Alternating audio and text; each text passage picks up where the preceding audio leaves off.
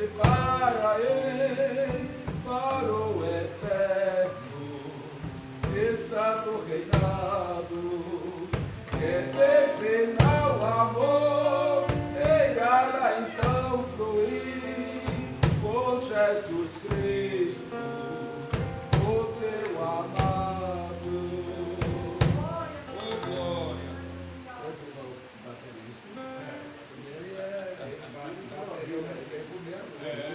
Isso é diferenciado. E a diferenciado.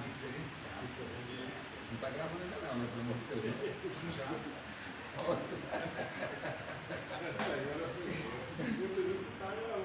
É assim, então. Deus abençoe. Deixa eu salvar o ligado, né?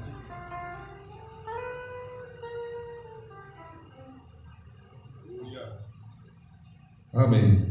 Saúdo a todos com a paz do Senhor. Esse dia de jejum nacional em prol da nossa nação. E feliz é a nação cujo Deus é o Senhor.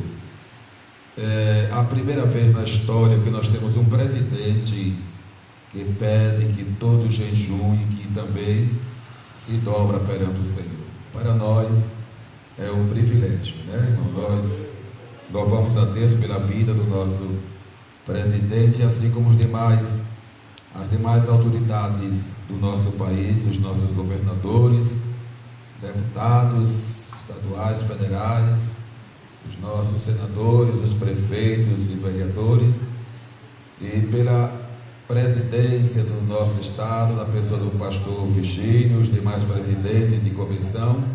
Que Deus nos ajude, que a igreja continue fazendo sempre a vontade do Senhor. Nós hoje vamos cantar, hoje é a primeira aula do segundo trimestre.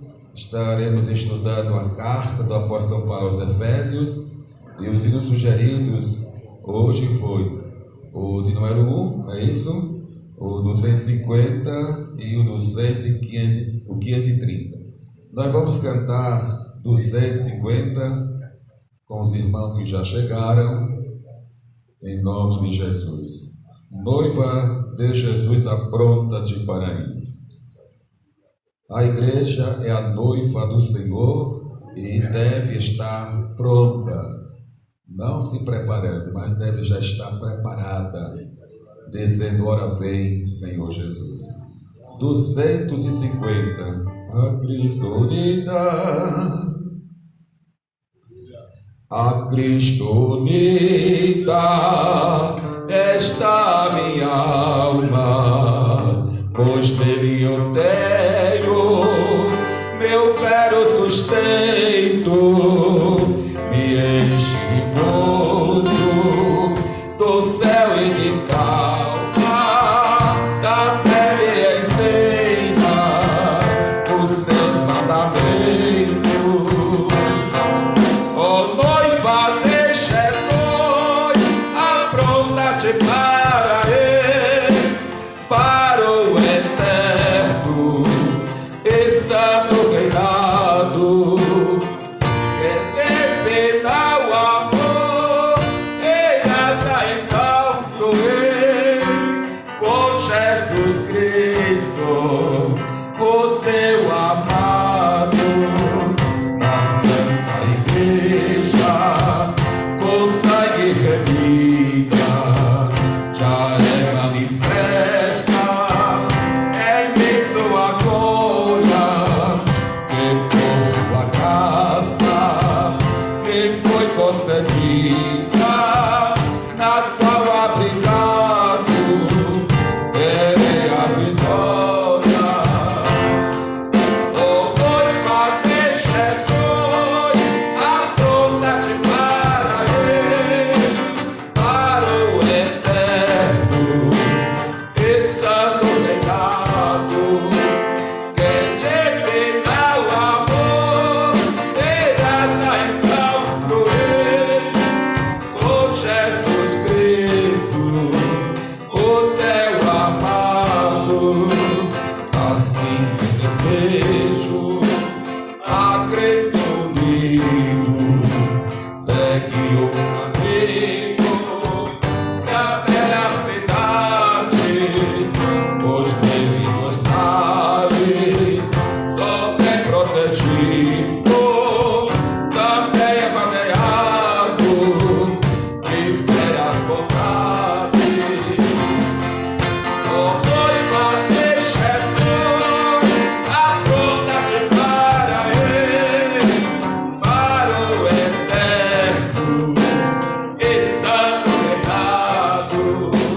Eterno amor, irás lá então fluir com Jesus Cristo, o teu amado.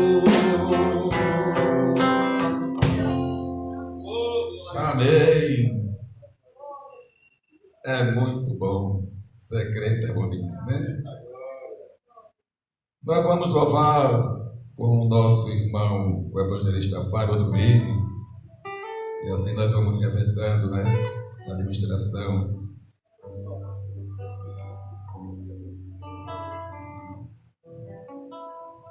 Glória a Deus. Nós vamos louvar mais uma vez, em número 1, número 1, em nome de Jesus. Glória a Deus.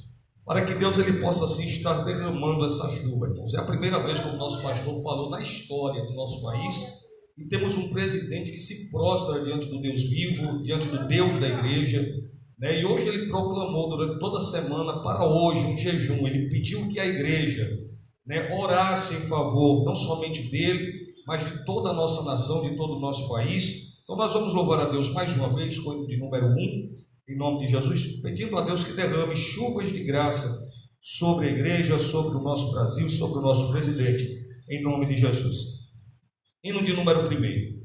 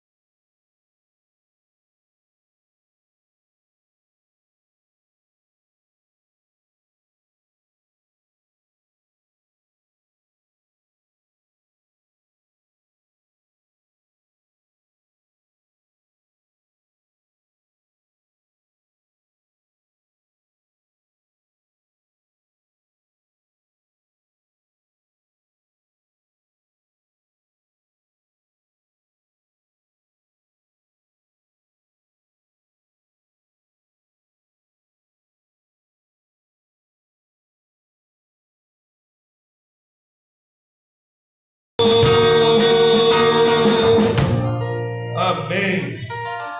Glória a Deus. Queridos, eu quero convidá-los para estar de pé, para nós estarmos fazendo a leitura da palavra de Deus. Hoje nós estaremos iniciando, né, a nossa primeira lição desse segundo trimestre.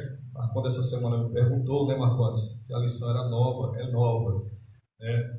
Glória a Deus. E hoje estaremos iniciando a nossa nova lição. O texto áureo, irmãos, está baseado em Efésios capítulo 1, versículo 2. Então, não temos a lição ainda, mas abram Efésios capítulo 1, versículo 2, é onde está o nosso textuário da nossa lição, Efésios capítulo 1, versículo de número 2. Está escrito assim: a vós graça e paz da parte de Deus, nosso Pai, e da do Senhor Jesus Cristo.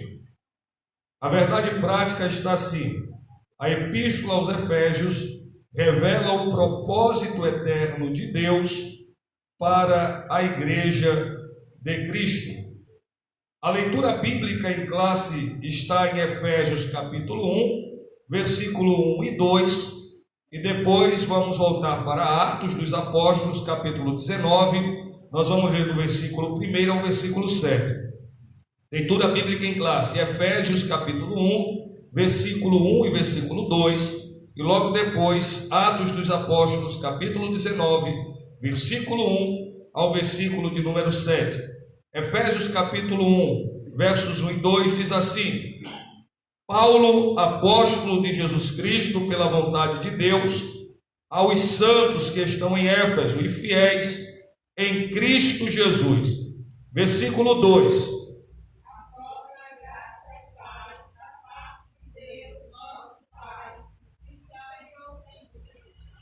Atos 19, do versículo 1 ao versículo de número 7. Versículo 1 diz assim: e sucedeu que enquanto Apolo estava em Corinto, Paulo, tendo passado por todas as regiões superiores, chegou a Éfeso e, achando ali alguns discípulos, versículo 2,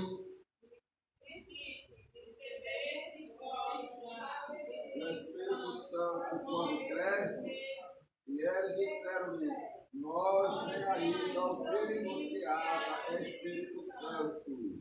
Perguntou-lhe então: em que sois batizados então? E eles disseram: no batismo de João. Mas Paulo disse: certamente João batizou com o batismo do arrependimento, dizendo ao povo que cresce no que após ele havia de vir, isto é Jesus Cristo. E os que ouviram foram batizados em o nome do Senhor Jesus, Pai nosso, em nome do Senhor Jesus. Versículo 6.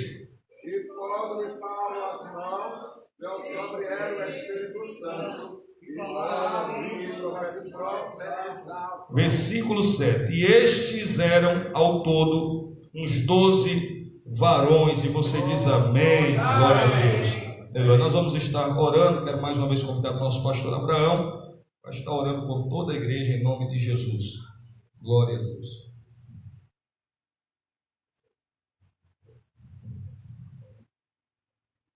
Amém. Vamos orar. Irmãos, olha, só na leitura nós já nos emocionamos e eu vejo a preocupação dos nossos pais da igreja, os nossos primitivos, na preocupação da doutrina do batismo com o Espírito Santo. Já fostes batizados, já recebeste o batismo? Era essa a preocupação da nossa instituição, da Assembleia de Deus, dos seus primórdios. Eu lembro, quando a gente encontrava um crente, o irmão já é selado, o irmão já foi selado, o irmão já foi batizado, e caso fosse negativo, a gente ia ensinar, ia incentivar o irmão a receber. Que possamos voltar a esse tempo bom. Eu sempre que vejo o irmão que conversa, eu pergunto: o irmão já é batizado? Eu estava essa semana ensinando e estimulando um jovem a buscar, porque irmão é muito bom. Não é admissível o crente tantos anos na igreja sem ser batizado, né, irmão? Eu digo assim para que você se interesse, seja motivado a buscar essa bênção, essa promessa que diz respeito a você também. Aleluia. Oremos. Maravilhoso Deus, nosso Pai, Pai do nosso Senhor Jesus Cristo, nós te louvamos, ó Deus, por este grande privilégio de estarmos nesta hora, Senhor Deus, te servindo. Quero te pedir uma bênção para os irmãos que estão acompanhando esse trabalho da sua casa, através das redes sociais, Senhor. Continue abençoando a nossa nação. E agora pedimos, ó Deus, que abra o nosso entendimento, para que melhor possamos entender a explanação da Tua palavra. Oh, nos ajuda. E pedimos agora, ó Espírito Santo, o Senhor que foi enviado para nos guiar pelas veredas da justiça, se digno, ó Espírito Santo, de nesta manhã está nos ensinando, nos iluminando, nos revelando os mistérios da Tua palavra. Assim nós oramos e agradecemos, em nome de Jesus. Amém. Irmãos, nós vamos cantar mais o hino, logo após o nosso professor estará ministrando esta aula. Se possível, os irmãos cheguem mais para perto, porque hoje nós vamos ministrar daqui, porque os nossos trabalhos estão sendo transmitidos. Nós temos essa orientação da nossa convenção de estar transmitindo todos os trabalhos. Vamos cantar 514, que fala de que a igreja deve estar preparada para esse grande dia. Hoje nós estamos com o nosso novo baterista, graças a Deus. Nós vamos louvar 514. Tem essa bancada toda aqui ali com os ventiladores. Quanto mais distante um do outro, melhor, porque o vento circula com mais liberdade, podemos assim dizer, entre nós, né? Fique bastante distante um do outro, liga os ventiladores todos.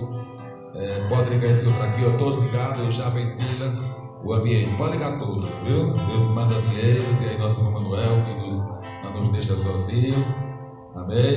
Tem o nosso irmão Marcos também, nossa irmã Angélica, Andréia, todo esse povo abençoado, Eri, que está sempre aqui pronto para servir o Senhor. Em glória esplendente, na nuvem luzente, ao mundo virá outra vez o Senhor. Em glória esplendente, na nuvem luzente, ao mundo virá outra vez o Senhor. O santo cordeiro quebrado do madeiro, verteu o seu sangue purificador. Aleluia. Em glória esplendente, na nuvem luzente, ao mundo virá outra vez o Senhor. O santo cordeiro que lá no madeiro verteu o seu sangue purificador. Se Cristo agora voltar, tua alma irá jubilar. Tem lâmpada pronta e as vestes também cair com Cristo. Não mais demore, mas venha Jesus, a fim de acender tua luz. Começando a eira, merece a mentir do dia da vida de Cristo Senhor.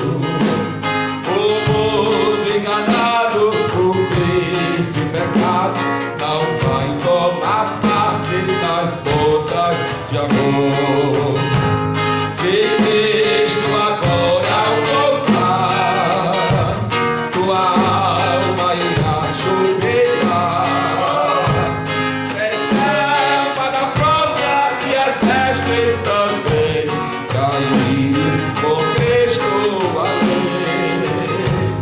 Não mais demores, mas venha Jesus, a fim de acender tua luz. A graça perfeita não deve vacilar, pois breve Jesus a divina do céu. Ó mestre tua alma, com graça e com calma, de dia e de noite orando ao teu Deus. Se Cristo agora voltar, aleluia, vai a jubilar. Lâmpada pronta e as vestes também cair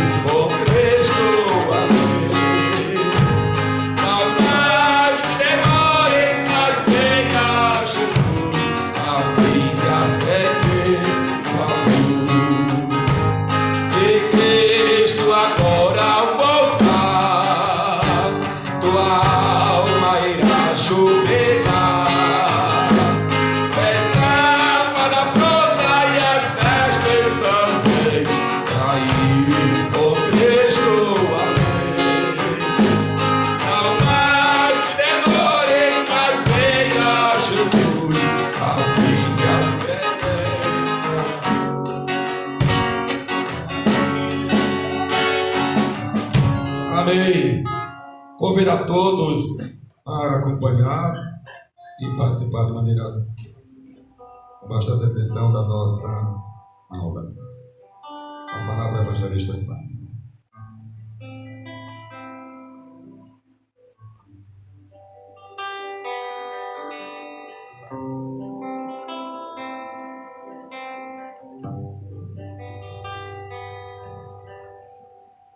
Glória a Deus. Bom, mais uma vez quero cumprimentá-los com a paz do Senhor. Graças a Deus. Nós vamos aqui, irmãos, falarmos hoje sobre a carta que Paulo escreveu à igreja de Éfeso. Nós vamos entender, apesar de que aparentemente não houve nenhuma necessidade de que Paulo a escrevesse, mas nós vamos nessa manhã aqui explicar os motivos que levou Paulo a escrever essa carta. Uma coisa que me chamou a atenção durante o estudo da nossa lição é que a carta ela apresenta, irmãos, algumas dificuldades. É por isso que entre os estudiosos existe uma série de divergências concernente à autoria, concernente aos destinatários e concernente à data em que essa carta ela foi escrita. E nós vamos, com a ajuda de Deus, estar nessa manhã explicando cada ponto, dessa carta. Então, para começarmos aqui, eu quero introduzir essa lição, irmãos, falando o seguinte: a Bíblia Sagrada, ela contém 66 livros. Vocês sabem disso, são 66 livros que a Bíblia contém, sendo 39 no Antigo Testamento e 27 no Novo Testamento. Dos 27 livros contidos no Novo Testamento, nós temos os 4 evangelhos, sendo que 3 deles são sinóticos, e eu já expliquei aqui uma vez o que significa o termo, a palavra sinótico, é porque os primeiros 3 evangelhos, eles trazem na sua essência praticamente a mesma história. O que Mateus escreveu, Marcos também vai escrever e Lucas também vai escrever. Ou seja, eles trazem histórias repetidas, é por isso que são chamados de evangelhos sinóticos. Diferente deles é apenas o evangelho de João. Somente João é que traz coisas diferentes do que escreveu Mateus, Marcos e Lucas. Então, dentre os 27 livros contidos no Novo Testamento, nós temos os 4 evangelhos, nós temos o único livro histórico contido no Novo Testamento, que é o livro de Atos dos Apóstolos, escrito por Lucas. E nós temos 22 cartas. 22 cartas. Dentre essas 22 cartas, nós temos autores como Paulo, Pedro, Tiago, nós temos João, também que escreveu essas cartas, e nós temos um escritor que até hoje não é identificado. Existem suposições que é justamente o livro aos Hebreus. Ninguém sabe quem escreveu aquele livro. Há suposições, pela escrita do livro, há quem indique que o livro tenha sido escrito por Paulo, mas não existe, não podemos afirmar, porque, irmãos, não existe, não temos aqui dados suficientes para afirmarmos que foi Paulo o escritor do livro dos Hebreus. Enfim, das 22 cartas, o apóstolo Paulo, ele é autor de pelo menos 13 cartas. Eu vou citar elas aqui. Ele é autor da primeira e segunda carta aos Tessalonicenses. Paulo escreveu também a carta aos Romanos. Ele escreveu 1 e 2 Coríntios. Ele escreveu a carta aos Gálatas, aos Efésios, aos Filipenses, Colossenses, Filemão, 1 e 2 Timóteo e Tito. Agora, olha o que é interessante aqui, é que nós podemos classificar essas cartas de Paulo em epístolas escatológicas, soteriológicas, epístolas da prisão e epístolas pastorais. Então, epístolas escatológicas são as cartas de 1 e 2 Tessalonicenses. Epístolas soteriológicas são as cartas que Paulo escreveu aos Romanos, 1 e 2 Coríntios, que é a carta que ele escreveu à igreja da Galácia. epístolas da prisão são as cartas aos Efésios, Filipenses, Colossenses e Filemon, e epístolas pastorais, 1 e 2 Timóteo, e a carta que ele escreveu também a Tito. Então, assim são classificadas as cartas, as 13 cartas de autoria do apóstolo São Paulo. E hoje nós vamos nos deter na carta da prisão, que é considerada, irmãos, por muitos estudiosos da Bíblia Sagrada como sendo a rainha das cartas paulinas.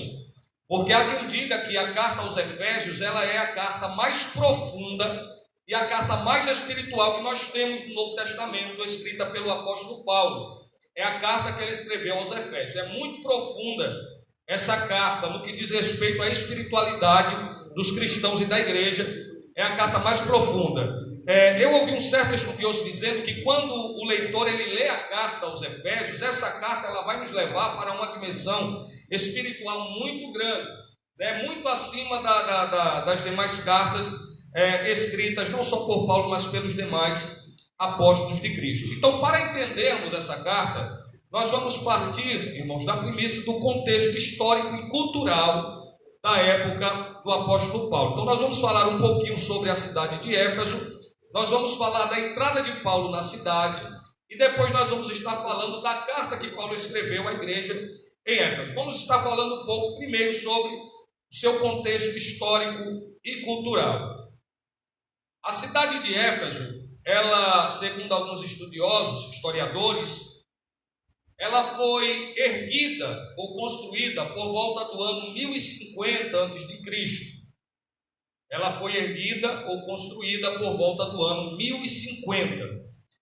No ano 550 a.C., foi erigido na cidade de Éfeso o templo à deusa Ártemis, ou à deusa Diana. A deusa Diana era conhecida na cultura grega como sendo a deusa da fertilidade ou a deusa do amor. E ela é representada, irmãos, prestem bem, ela é representada na imagem de uma mulher cheia de seios.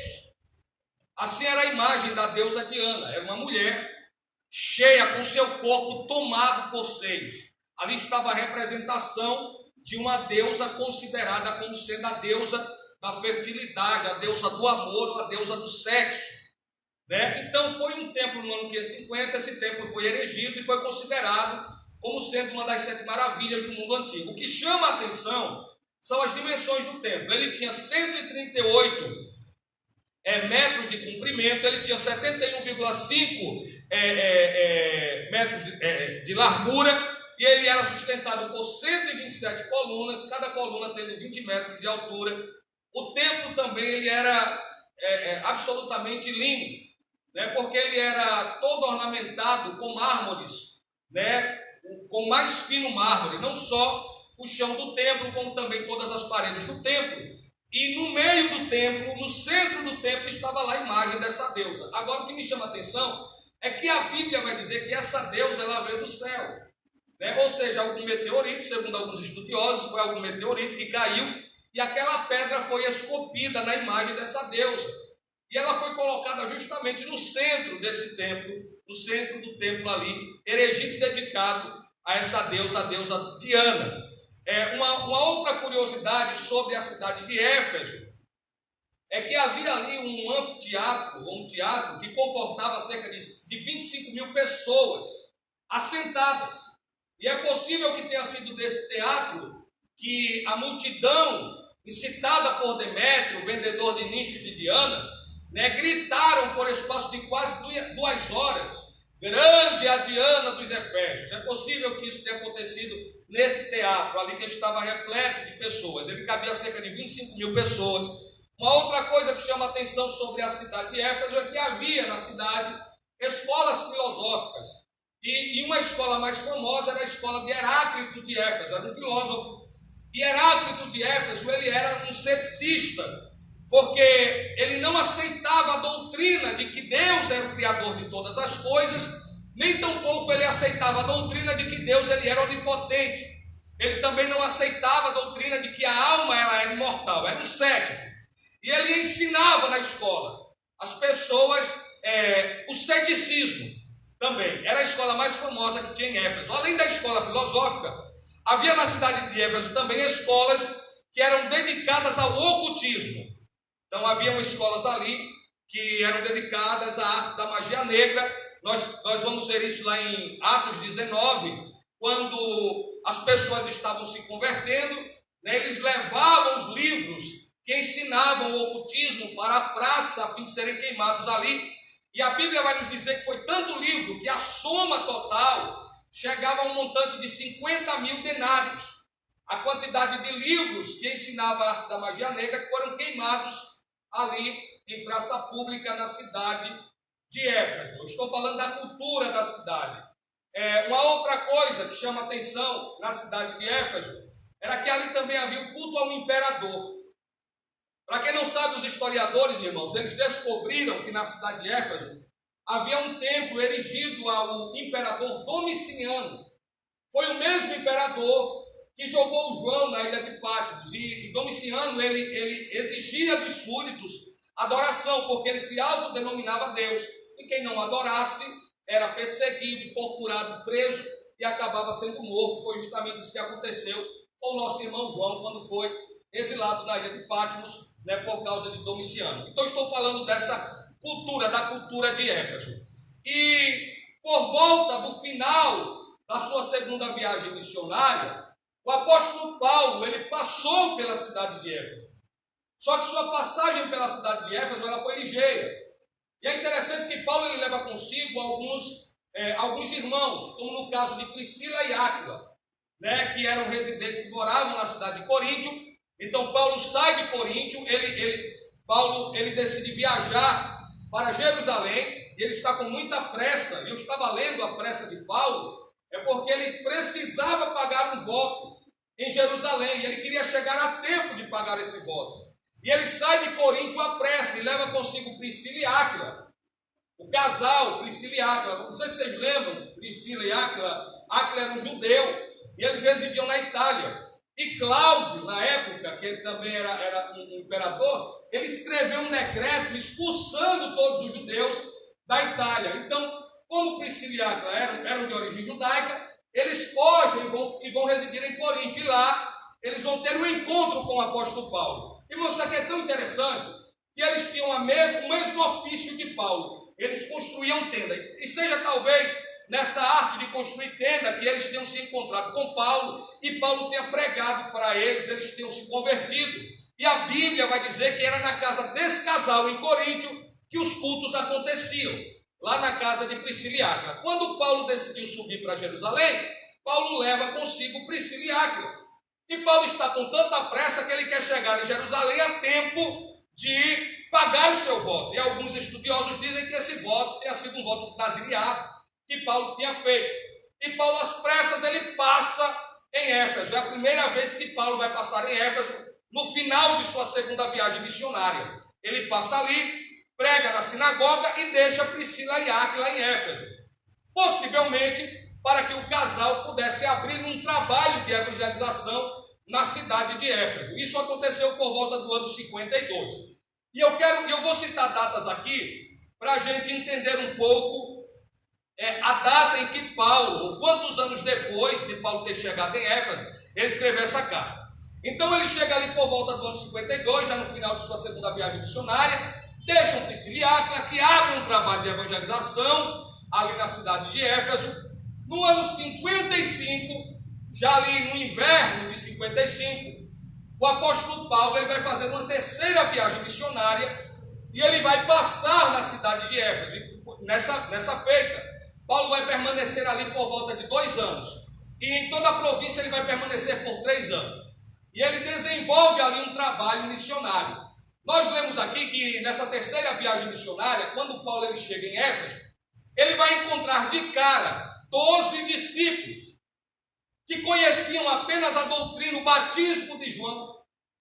E Paulo, quando chega na cidade, encontra esses 12 e pergunta: vocês não conhecem o batismo no Espírito Santo? Eles vão dizer para Paulo: nem sabíamos que o Espírito Santo existia. E Paulo vai orar por eles. E a primeira coisa que vai acontecer com a chegada de Paulo na cidade de Éfeso é o batismo no Espírito Santo sobre 12 discípulos. Uma coisa interessante, eu quero que vocês vão colocando na mente aí, irmãos, porque uma coisa interessante que eu pesquisei aqui e vi, que Éfeso foi uma cidade privilegiada. Por quê? Porque Éfeso recebeu Paulo, Priscila e Áquila. Quem passou por Éfeso também, não sei se vocês lembram, foi Apolo, que era um judeu, que foi criado numa cultura de Alexandria. Ele foi nasceu no Egito, mas era judeu, nascido no Egito. E ele também conheceu, era um discípulo de João, que também não conhecia Jesus. E ele chegou em Éfeso e conheceu em Éfeso ali Priscila e Áquila, que ensinaram a Apolo o caminho do Evangelho. E quando Apolo os deixou, Apolo foi para Acaia, onde ele começou a pregar, falar sobre Jesus, e da Acaia ele desceu para Corinto, onde ele também desenvolveu um trabalho de evangelização na cidade de Corinto. Agora, quando a Bíblia fala de Apolo, olha o que a Bíblia vai dizer, que ele era um homem erudito, poderoso em palavras, fervoroso em espírito. Assim a Bíblia vai falar desse homem. Olha como a cidade de Éfeso recebeu apenas a nata. Paulo, Priscila e Áquila, Apolo. Quem pastoreou a igreja de Éfeso também, segundo os estudiosos, foi Timóteo, João. Ele terminou seu ministério na cidade de Éfeso como pastor. João, o apóstolo João também, ele pastoreou a cidade de Éfeso. Então percebam que a cidade só tinha gente boa. Eles aprenderam, ensinaram, os irmãos da cidade de Éfeso aprenderam o Evangelho realmente. Então, continuando, irmão, só para a gente aprender um pouquinho sobre quem passou por lá. Apolo passou por lá, foi ensinado. Paulo volta no ano 55, desenvolve um trabalho evangelístico na cidade. Aí olha o que a Bíblia diz. Como a cidade, o lucro da cidade, ela girava em torno da adoração à deusa Diana, porque a cidade recebia todos os dias a cidade recebia turistas para visitarem o templo. Então, tinha os ourives que fabricavam nichos de Diana. O que eram nichos? Nichos, irmãos, eram souvenirs. Não sei se você já viajou para alguma cidade, e lá na cidade você percebeu que tinha um pequeno adereço, né, uma imagem, alguma coisa que recordava a cidade. Né? Pronto, Aracaju, por exemplo, muito bem, o nosso pastor que está nos ajudando. Aracaju, por exemplo, os turistas que vêm aqui, quando não levam imagens do papagaio, levam imagens do caju, né? E voltam para casa e levam aqueles nichos, né? Aquelas imagens para lembrar da cidade. Assim também, os ourives, eles faziam nichos de Diana, que eram pequenas imagens da deusa, e eles ganhavam muito dinheiro, eles lucravam muito com aquilo. Aí chega Paulo em Éfeso, começa a pregar o Evangelho, começam a abrir os olhos das pessoas, e eles começam a perceber que o lucro que eles tinham agora começam a cair, porque as pessoas estavam se convertendo ao Evangelho, e estavam deixando de adorar a deusa Ártemis para adorar ao verdadeiro Deus, ao Deus Jeová. E eles perceberam que estavam perdendo, as portas estavam se fechando, o lucro estava sendo perdido. Aí o que é que eles vão fazer? Vão se reunir entre eles, Demétrio encabeça isso, e eles vão empreender uma perseguição a Paulo. Eles vão perseguir Paulo. Irmão, vai levantar-se um alvoroço. As pessoas vão para o teatro, né? Não sei quantas pessoas se reuniram ali. E alguém tentava falar e eles não deixavam, e começavam a gritar: grande é a Diana dos Efésios, grande é a Diana dos Efésios. E Paulo queria falar, os discípulos não deixaram, e Paulo teve que sair da cidade às pressas. Isso 3 anos depois de sua chegada ali. Agora, Paulo volta para Jerusalém. Em Jerusalém, Paulo será preso. Ele vai ser preso em Jerusalém. Irmão, se você nunca leu, leia Atos dos Apóstolos, lá nas partes finais. Antes que Paulo ele vá para Jerusalém, Paulo se despede da igreja em Éfeso. E a despedida de Paulo é muito emocionante. Ele chama os presbíteros da igreja. E ele se despede, ele começa a dizer, ele dá uma profecia para a igreja. Ele diz assim: olha, eu tenho certeza que quando eu for, depois de mim vão chegar lobos vorazes. que vão estar nos púlpitos da igreja e que vão tirar a lã das ovelhas. E muitos vão abandonar a fé, vão apostatar da fé pela doutrina deles. Então, e todos começam a chorar. Paulo sobe para Jerusalém, Paulo será preso em Jerusalém, e Paulo será mandado, irmãos, para Cesareia Marítima. Ele vai permanecer preso ali por 2 anos. Eu estou dando dados aqui. Então, ele vai permanecer preso ali por 2 anos. 2 anos depois, Paulo vai sair da prisão em Cesareia Marítima e vai ser mandado para Roma. E em Roma, Paulo vai estar preso, e a sua prisão é uma prisão domiciliar. E por mais 2 anos, Paulo vai estar preso em Roma. Então, muitos estudiosos acreditam que foi de Roma que Paulo escreveu essa carta para a igreja de Éfeso. Depois que Paulo saiu de Éfeso, irmãos, é por isso que eu pedi que vocês fizessem essa conta comigo. A primeira vez que Paulo esteve em Éfeso foi lá no finalzinho de sua segunda viagem missionária, no ano 52. Vamos somar aqui. No inverno de 55, Paulo volta, já na sua terceira viagem missionária. Quantos anos se passou? De 52 a 55? 3 anos. Vamos fazer a soma. Paulo permaneceu ao todo ali por mais 3 anos. Então Paulo saiu de Éfeso por volta do ano 58, correto? Por volta do ano 58, Paulo saiu da cidade. Ele foi preso em Jerusalém, passou 2 anos preso em Cesareia Marítima. Então 58 mais 2, nós temos aí 60 anos. E de Cesareia Marítima mandaram Paulo para Roma. 60 mais 2 anos, nós temos 62. Então os estudiosos estão certos quando dizem que essa carta tenha sido escrita entre os anos 60 e 62 depois de Cristo. Agora, qual é a divergência entre os estudiosos? É porque se a carta foi escrita da prisão em Cesareia Marítima, o ano em que a carta foi escrita aqui provavelmente tenha sido entre os anos 60 e 61.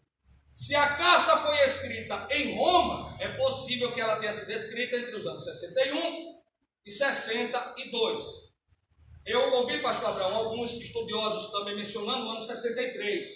Só que não é possível a carta ter sido escrita no ano 63. Eu vou dizer o porquê que não é possível. Porque no ano 63, na primavera do ano 63, o apóstolo Paulo foi solto da prisão. E no ano 64, ele foi morto por Nero. Nós falamos aqui essa semana sobre Nero. Foi justamente o ano em que Nero botou fogo em Roma, pôs culpa nos cristãos, e foi nesse ano que Paulo foi morto, no ano 64. Então não foi possível a carta ter sido escrita no ano 63. Então ela foi escrita por volta do ano 60, 62 depois de Cristo. Agora, uma outra divergência, para quem essa carta foi escrita, e eu quero que você interaja comigo. Abram aí Efésios capítulo 1, versículo de número 1. Efésios 1, versículo de número 1.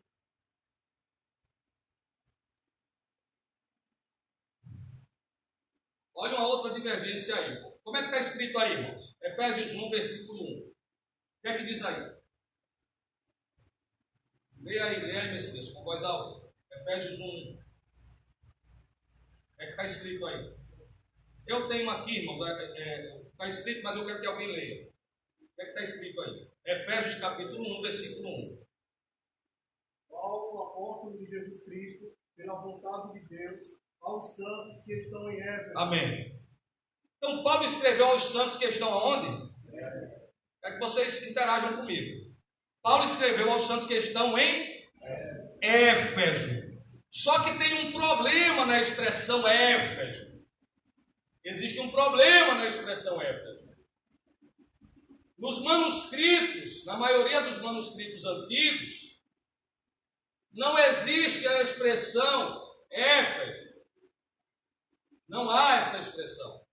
É por isso que há essa divergência entre os estudiosos concernente aos destinatários da carta. Para quem Paulo escreveu essa carta?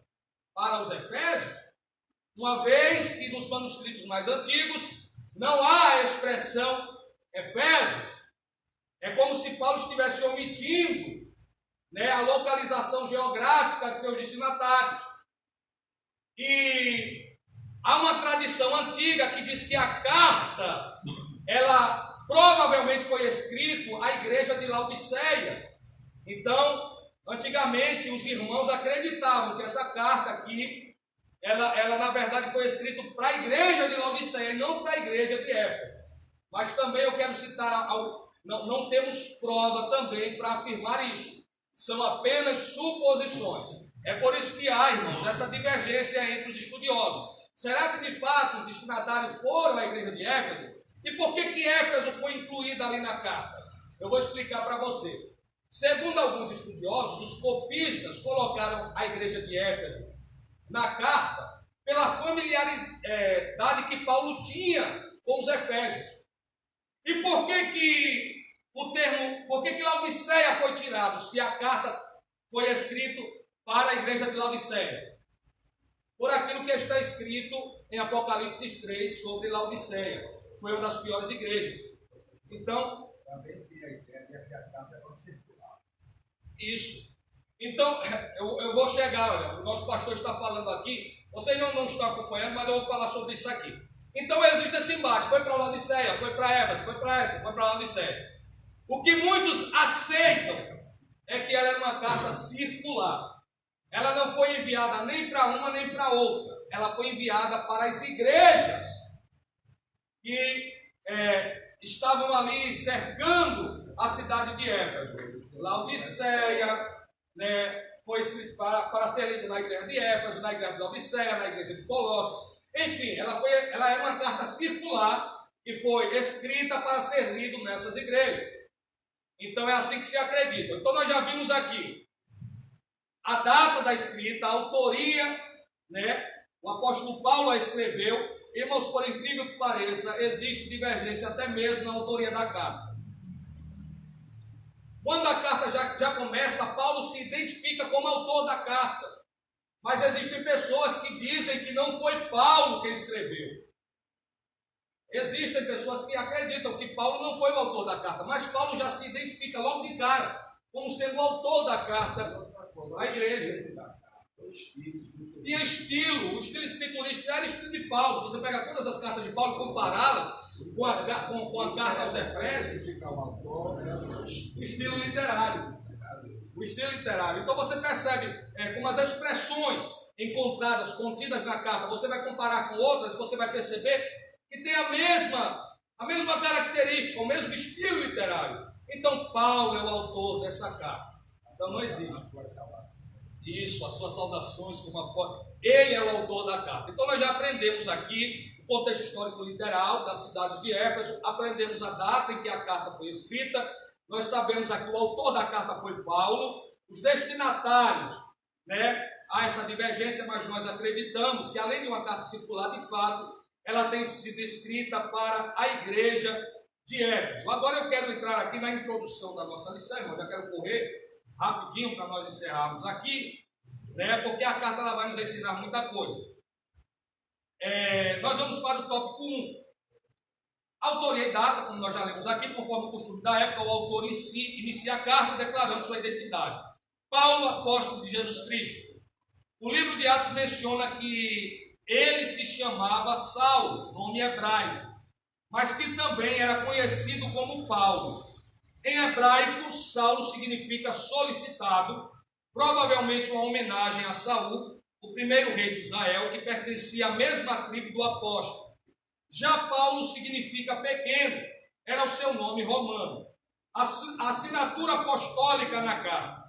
Nas 13 cartas de sua autoria, o apóstolo se identifica como Paulo, nunca como Saulo, provavelmente por considerar o nome mais apropriado para evangelizar o mundo gentílico. Outro detalhe relevante é a reivindicação de sua autoria apostólica com a ressalva pela vontade de Deus, isto é, não escolhido por homens. Vocês sabem que os falsos mestres, eles colocavam em xeque, né, o apostolado de Paulo. Paulo se dizia apóstolo, aí chegava alguém e dizia, Paulo não é apóstolo, porque para ser apóstolo era necessário andar com Jesus. Então, Paulo não é apóstolo, e colocava o apostolado de Paulo em xeque. Né? Só que Paulo ele fazia questão, irmãos, de deixar a sua marca apostólica, que eu sou apóstolo, não da vontade de homens, mas da vontade de Deus. Então ele até chega a dizer, eu fui um apóstolo nascido como aborto. Eu cheguei num tempo assim, fora de tempo. Isso. Eu fui assim chegar como fora de tempo, mas sou apóstolo. Eu posso não ter sido escolhido nem nomeado por homens. Fui escolhido e nomeado por Deus. Então ele sempre deixava a sua marca apostólica aqui em suas cartas. Uma carta da prisão, nós já falamos, essa carta foi escrita na prisão, provavelmente em Roma, quando Paulo estava lá, né? A data da carta entre os anos 60 e 62, nós já falamos sobre isso. Nós vamos correr aqui, irmãos, para o segundo tópico, aqui que é muito interessante. Os destinatários, nós já vimos aqui, foi escrita para a igreja lá em Éfeso. Esses são os destinatários, são Éfeso. A religiosidade de Éfeso, nós já lemos aqui, que a cidade toda, a sua religiosidade estava em torno da deusa Ártemis, né? Havia também outros deuses que também eram adorados ali na cidade de Éfeso, como Apolo, né? Baco. Baco também era adorado na cidade. Apolo era o deus sol, Baco era o deus do vinho, né? Eu esqueci até o nome de um santo católico, que também é o deus, é o santo dos pés inchados, né? Então Baco ele era adorado, era o deus do vinho, e ele era adorado também muito ali na cidade de Éfeso. Então a cidade era muito religiosa, ela adorava muitos deuses gregos. Nós já falamos aqui um pouco sobre a igreja de Éfeso, agora a saudação epistolar. A saudação é mais breve dentre todos os escritos de Paulo. Ele se dirige aos santos e fiéis em Cristo Jesus. Olha, isso aqui é muito interessante. Nós vimos o contexto histórico e cultural da cidade. A cidade ela girava em torno, a economia da cidade era em torno da deusa Ártemis, né? Tudo que o povo fazia era em torno da deusa Ártemis. Agora vejam o que Paulo escreve, uma carta chamando e direcionando essa carta aos santos e fiéis. Mesmo diante daquela cultura pagã e afastada por Deus, haviam santos fiéis de Deus, né, que residiam na cidade de Éfeso, e é para eles que Paulo escreve esta carta. Né? Paulo os cumprimenta com as palavras graça e paz, uma expressão que lembra o favor gratuito e merecido de Deus. Né? Nós vamos para o terceiro tópico. O terceiro tópico também está muito interessante para encerrarmos aqui a nossa lição. Propósito e mensagem. O propósito. Aparentemente a carta não aborda nenhum problema específico, como em outras de Paulo. Porém, nos capítulos iniciais da carta, percebemos algumas ênfases que sinalizam a solução de certas questões. Por exemplo, haviam novos convertidos que vinham do mundo helênico, ou seja, eram gregos que haviam se convertidos ao cristianismo, e praticavam religiões de mistérios e magia, mas que agora se reuniam com os santos de Éfeso. Não por acaso, o apóstolo Paulo mostra àqueles crentes que Cristo está no controle do universo inteiro. Também é possível perceber outro tipo de ênfase do apóstolo. O passado daqueles cristãos era marcado pela imoralidade, bebedeira. Mais uma vez, salvos pela graça, eles deveriam adotar um novo estilo de vida em Cristo Jesus. Capítulo 2, versículo 1 e 10. Destaca-se ainda uma preocupação com a unidade e a paz entre os judeus e gentios cristãos, enfatizados pela universal da redenção para ambos. Sobre essas premissas, então podemos considerar que uma das intenções do autor aos Efésios era de atender às múltiplas necessidades da igreja numa perspectiva pastoral. Por isso a carta é apontada por estudiosos como um tratado teológico sobre a igreja, sobre o corpo de Cristo. Então, só para encerrarmos aqui, eu quero explicar isso aqui. Olha a necessidade, somente para corrigir algumas coisas, algumas questões dentro da igreja, como, por exemplo, a unidade da igreja, a unidade entre judeus e cristãos, né, de origem gentílica. Nós sabemos que havia um embate muito grande, os judeus não se comunicavam com os gentios, e Paulo tentava tratar dessa questão dentro da igreja de Éfeso. Olha, que ele, né, derrubou a barreira, a parede de separação que separava os homens de Deus, que separava os judeus e gentios. E Paulo tratava desse assunto, ele tentava resolver esse questionamento dentro da própria igreja, a unidade dos irmãos. Ele tentou corrigir, talvez esse tenha sido um erro que estava acontecendo na igreja de Éfeso e que Paulo tentou corrigir. Usando a igreja como se fosse um corpo muito ligado, né? E Cristo a cabeça. Então a igreja é como o corpo de Cristo místico. Todos em base sei se vocês entenderam, mas vou apenas reproduzir aqui o que o nosso pastor falou. Ele acha forte a expressão de Paulo quando compara a igreja com o corpo de Cristo, com o corpo místico de Cristo. Não é isso? Ou seja, o nosso corpo aqui é formado por membros. É isso? Todos eles são unidos. O pé precisa da mão, assim como a mão precisa do pé. Não é isso? Como a cabeça precisa, irmãos, dos braços. Né? Ou seja, um depende do outro, estão todos unidos. É isso e Cristo é o cabeça de tudo. Então ele usa essa expressão para falar isso, dessa unidade. Então talvez isso tenha sido um dos propósitos da carta. Uma outra coisa que eu acho bonito na carta é que Paulo, logo no início, ele fala das bênçãos cristocêntricas, né? De que a igreja, ela foi, até o pastor falou, achei muito lindo que ele falou aqui na quarta-feira, sobre a predestinação, irmãos. E ele fala sobre isso na carta que ele escreve à igreja de Éfeso. Ele fala que nós fomos elegidos, escolhidos. Ele fala da nossa predestinação como igreja. A igreja foi escolhida, a igreja foi predestinada. E as bênçãos cristocêntricas, elas são destinadas à igreja. Não ao mundo, mas à igreja. Então ele vem falando sobre isso. E veja que os ensinamentos de Paulo, ele coloca-nos, irmãos, em um patamar elevadíssimo. Porque Paulo ele vai nos dizer o seguinte aqui na carta, que a igreja ela está assentada acima, onde Cristo também está assentado. Então veja para onde Paulo ele coloca a igreja, olha onde ele nos coloca. É como se Paulo estivesse dizendo assim, olha, Deus ele nos tirou de baixo e nos colocou em cima. Então hoje nós vivemos, irmãos, ao lado de Cristo, reinando com Cristo, acima, a igreja está acima. Então são expressões, irmãos, fortíssimas que Paulo usa na carta que ele escreve aos Efésios, de uma profundidade muito grande, que para entender é necessário que o crente, ao ler essa carta, ele esteja também em uma dimensão espiritual muito grande.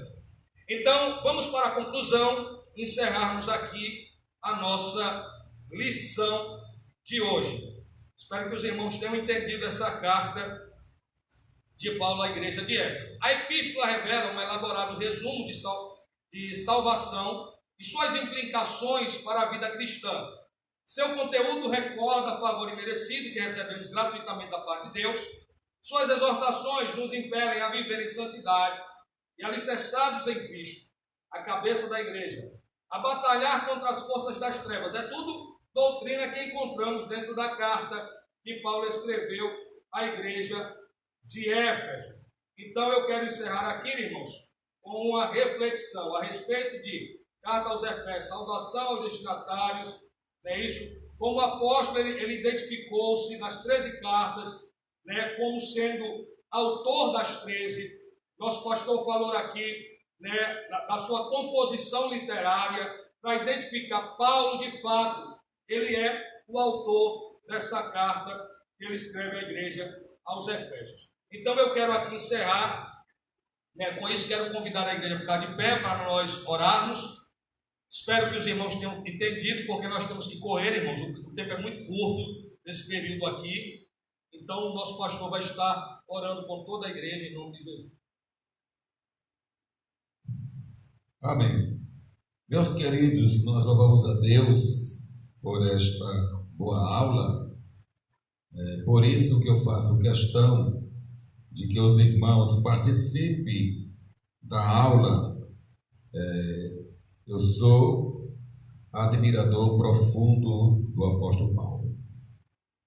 O apóstolo Paulo, ele tinha uma preocupação imensa com o corpo de Cristo e a sua unidade. Nós vemos, irmãos, que não podemos deixar de mencionar a questão do Espírito Santo também na carta do apóstolo Paulo aos Efésios. Por isso, leve em conta o seguinte